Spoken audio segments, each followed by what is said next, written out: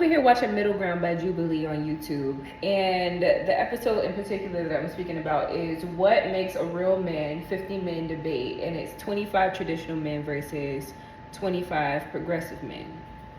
And the question that I'm going to speak about right now is, do we need more trad wives or do we need more girl bosses? See, the question within itself is a disrespect to the progression of individuality. And if you're speaking about trad wives, girl bosses, first of all, the wordage and the verbiage in this question shows that a trad wife has more respect by having a family and having a marriage and a union versus a girl boss who is looked at as if they are immature in a way of creating a family dynamic. But how can a girl be immature if she's able to run companies and create more jobs and run an efficient system, just as a wife is able to run an efficient system? See, the problem is that these two things both create efficient systems for society and for a home.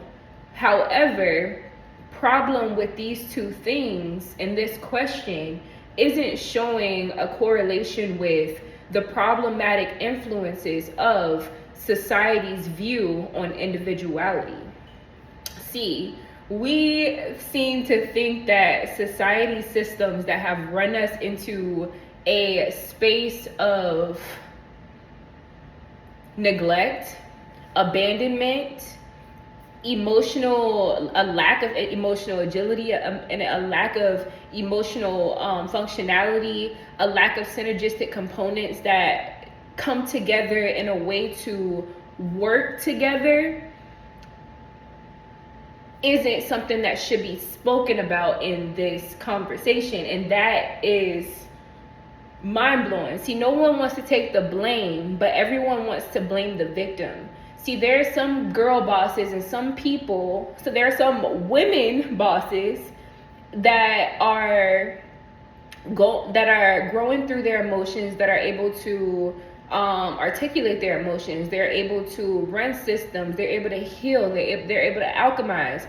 And then you also have some people who are looking to go into jobs and businesses to do away with the emotional attachment to family because they have abandonment issues and a whole bunch of things. Maybe people are good at building systems in a society and a job and a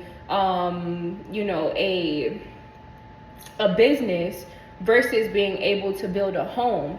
And you have the same thing when it goes into a masculine component where men have the lack of they provide support for the home, but don't provide the emotional attention that a child needs in order to have that missing component when it comes to synergistic balance in a home.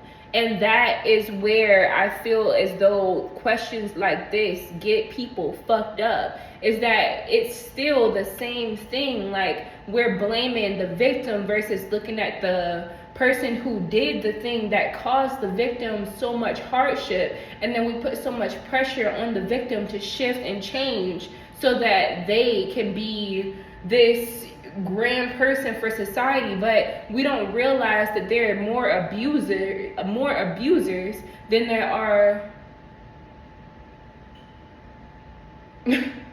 are there more abusers than there are victims? That's a whole nother question.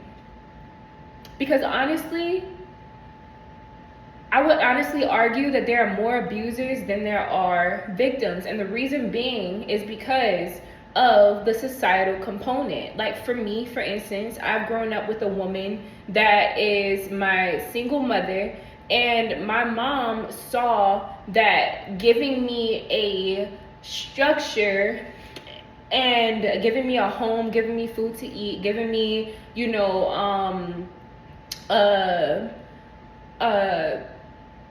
a structure was enough to feed my growth and development as a whole, well-rounded human being. But my mom wasn't there for me emotionally. I had to be there emotionally for myself. So I had to grow myself emotionally by, okay, I need creativity. I can't be in the house playing the video games all the time because I was addicted to video games.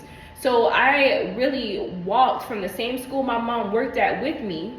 The same school I'm at the same school my mom worked at, and I had to walk a mile and a half to 2 miles to my dance studio that I got a scholarship from. It wasn't, I'm proud of you, I'm so happy for you, good thing, I'm like, you're doing great things, so I'm gonna go ahead and push you forward. It was, I want you to graduate high school so that you can get your diploma, and because I'm taking you to school and because I'm bringing you back home, that is my job and that's all I'm going to do.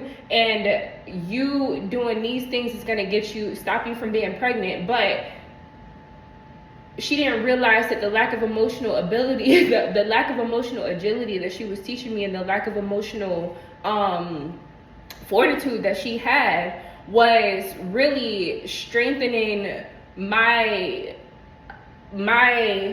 habit and ability to run away and be avoidant of things like good relationships and forming a better relationship so that I can be able to create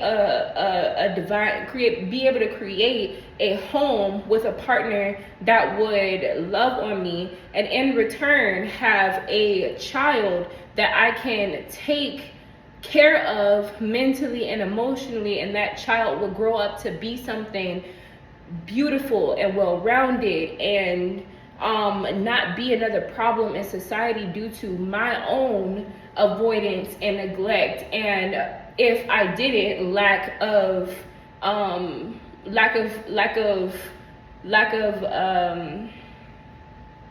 patience with my child, my lack of awareness, and depending on perception, love, right? Because I mean, we can say that love isn't perceptive, but at the same time it is for some people. But at the same time, I'm not even gonna get into all that because I feel like it's a whole nother video. But I'm gonna end that. I'm gonna end that there. I want to know if you all agree with me or if you disagree. And if you do, go ahead and comment down below and let me know how you feel. Like and dislike this video. Share this video if you will. And please go ahead and hit that subscribe button if you want to see more videos like this. Bye.